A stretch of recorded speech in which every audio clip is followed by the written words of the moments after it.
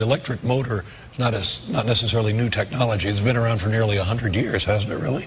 Yeah, the electric motor is actually very old. In fact, in the early days of cars, it was a competition between gasoline cars and electric cars. Right. And there was a range issue with electric cars, and so gasoline ended up winning out.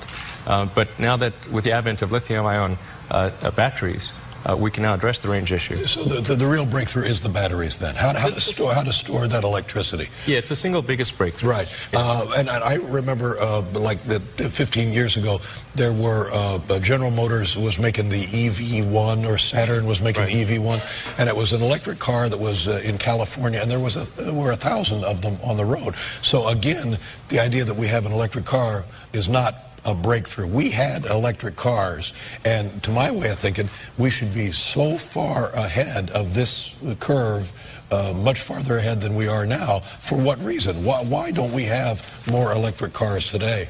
Well, there was a great movie, Who Killed the Electric Car, by Chris Payne, which I think explores that question.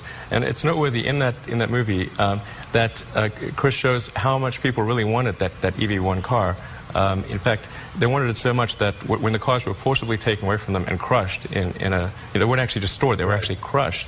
The people who had those cars held a candlelit vigil for the destruction of those cars. Now, when's the last time you heard anyone doing a candlelit vigil for destruction of any product, let alone a General Motors product? Will there be one after the...